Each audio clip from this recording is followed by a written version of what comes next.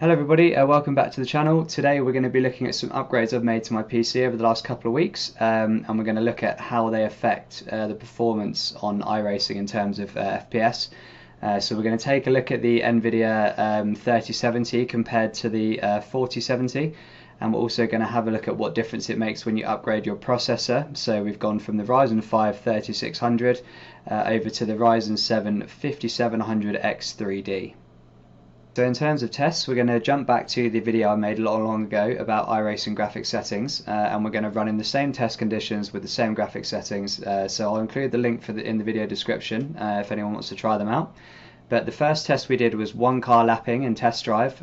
We were at our 165 FPS cap anyway with that, so I'm going to skip that one, and we're going to go straight to 30 cars in the dry at Sebring, and then we're going to follow up with 30 car grid in the wet at Sebring, and we'll see how we get on with regards to frames. So let's check that out now.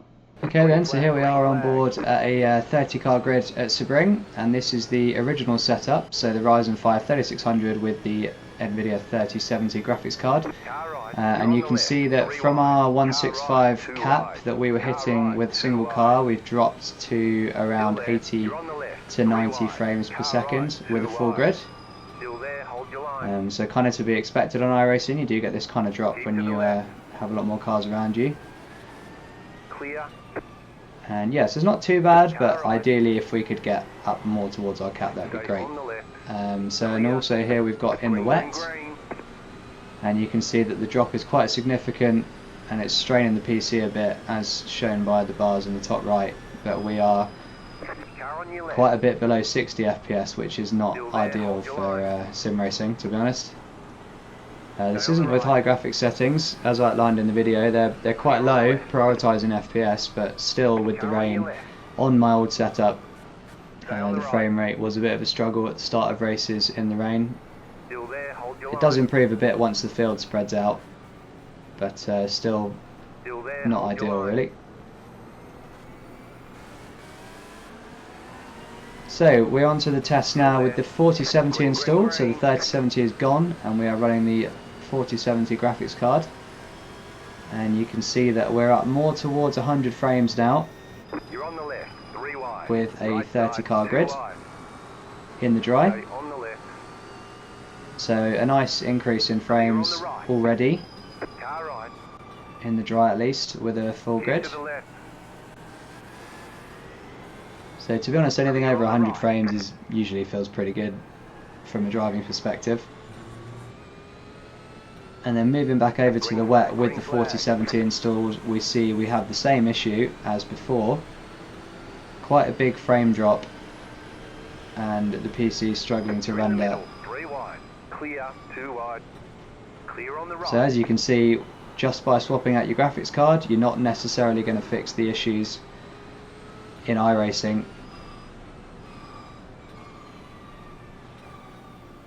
And this is why I ordered a new CPU as well, because iRacing is known for having a bit of a CPU bottleneck issue. So the CPU is very important on this sim. It's the way it runs, and as you can see here, the new CPU, the 5700X3D, has made a huge difference with the 30 car grid in the dry. So we are all the way back up to our cap of 165 frames pretty much.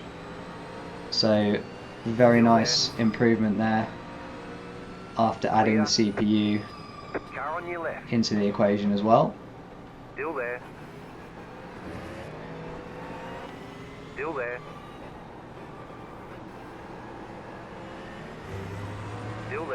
And as we move back over to wet conditions, you see we do get a frame drop again, but it's nowhere near as significant as before. The computer's rendering it a bit more comfortably. We're up around the 90 to 100 frames area, and that quickly increases as the field starts to spread out.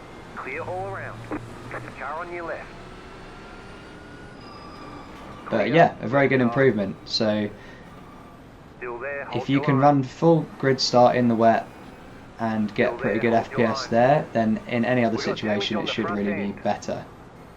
So this is kind of the most demanding situation your computer is going to face at the moment on iRacing. clear. Right, so test done, and you can see here I've put our results into a graph so we can visually see the difference between the different hardware components, and you can see really the huge difference, to be honest, that the CPU made from the tests and also in the graph here. So yeah, if you're looking to go for your next upgrade to improve your performance on iRacing, it seems that if you've got a pretty good GPU already, you could probably just go for a new CPU to get more performance gain. As you can see, going from the 3070 to the 4070 with the same CPU didn't make a huge amount of difference, and we still struggled in the wet, but obviously the new CPU in the form of the 5700 X3D really did clear out that issue nicely. So yeah, hope this helps everybody to make kind of better decisions going forward with their upgrades on iRacing, and yeah, let me know in the comments if you found this useful, and hopefully see you guys soon. Thank you.